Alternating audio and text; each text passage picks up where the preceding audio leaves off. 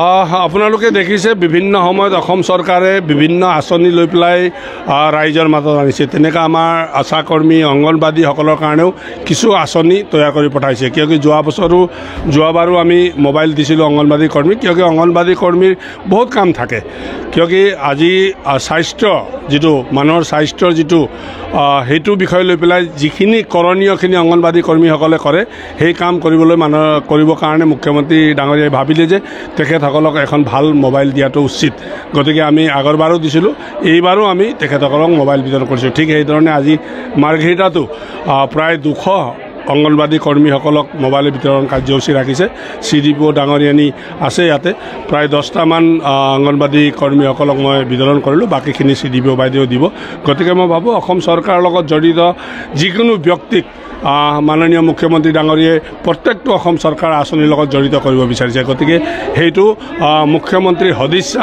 গতিকে এই চেগতে মই মুখ্যমন্ত্ৰী ডাঙৰীয়াক ধন্যবাদ জনাইছোঁ আৰু ছ'চিয়েল ৱেলফেয়াৰ ডিপাৰ্টমেণ্টৰ মুৰব্বীকো মই ধন্যবাদ জনাইছোঁ, মন্ত্ৰী বাইদেউকো মই ধন্যবাদ জনাইছোঁ যে আজি আশা কৰ্মীৰ আশা পূৰণ কৰিবলৈ বা অংগনবাদী কৰ্মীৰ আশা পূৰণ কৰিবৰ কাৰণে যিখিনি অনুভৱ কৰি পেলাই এইখিনি কাম কৰিছে, সঁচাকৈ অসম চৰকাৰৰ মাননীয় মুখ্যমন্ত্ৰীক আমি ধন্যবাদ দিব লাগিব। সংহত প্ৰকল্প যি হয় তাৰ প্ৰকল্প বিষয়া আমাৰ পোষণ যি এটা এপ আছে, সেই এপৰ জৰিয়তে আমাৰ অংগনবাদী কৰ্মীসকলে দৈনন্দিন যিখিনি তেওঁলোকৰ কাৰ্যকলাপ, সেই কাৰ্যকলাপ তাত তেওঁলোকে আপলোড কৰে। তাৰ ওপৰত ভিত্তি কৰি আমি তেওঁলোকে কেনেকুৱা ধৰণৰ কাৰ্যকলাপ কৰিছে বা কোনোবা এটা অঞ্চলৰ শিশুসকলৰ তেওঁলোকৰ বৃদ্ধি আৰু তেওঁলোকৰ শিক্ষা কেনেদৰে তেওঁলোকে লাভ কৰিছে, সেই বিষয়ে আমি এই এপৰ জৰিয়তে গম পাই থাকোঁ। কিন্তু এই এপৰ বাবে আমাৰ চৰকাৰে আগতেও আমাক মোবাইল প্ৰদান কৰিছে আমাৰ অংগনবাদী কৰ্মীসকলক। সেই মোবাইলসমূহ যিহেতু ইতিমধ্যেই বহুত পুৰণি হৈ গৈছে, গতিকে এতিয়া নতুনকৈ কিছুমান আপডেটেড ফোন তেওঁলোকে আমাক প্ৰদান কৰিছে। আমাৰ অতি সৌভাগ্য যে এই মোবাইল ফোনসমূহ আমি তেওঁলোকক প্ৰদান কৰিবলৈ সক্ষম হৈছোঁ একমাত্ৰ এই চৰকাৰৰ বাবেই।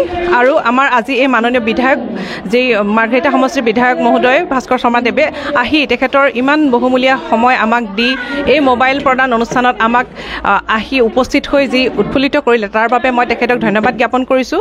আৰু পোষণ টেকাৰ যি এপ হৈছে, সেই এপৰ জৰিয়তে আমাৰ গোটেই মাৰ্ঘেৰিটা প্ৰকল্পই হওক বা এখন জিলাৰ যি প্ৰকল্প, সেই প্ৰকল্পৰ কাম কাজৰ যি খাতিয়ান, সেই জিলা তথা ৰাজ্য তথা কেন্দ্ৰই তেওঁলোকে নিজ ঠাইৰ পৰাই তেওঁলোকে এই কাৰ্যকলাপৰ খাতিয়ান তেওঁলোকে লৈ থাকিব পাৰে। আমাৰ মাহে মাহে যি ৰিভিউ অনুষ্ঠান হয়, সেই অনুষ্ঠানত এই পোষণ টেকাৰ এপৰ ওপৰত ভিত্তি কৰিয়েই আমাক কিছুমান প্ৰশ্ন সোধে তেওঁলোকে আৰু আমাৰ কাৰ্যকলাপৰ তেওঁলোকে উমান পাই থাকে। গতিকে মই ভাবোঁ এই যি মোবাইল আমাক চৰকাৰে প্ৰদান কৰিছে, এই কাৰ্যই আমাৰ যি বিভাগীয় কাম কাজসমূহ সুচাৰুৰূপে আগবঢ়াই নিয়াত আৰু অধিক আমাক সহায় কৰিব। ধন্যবাদ।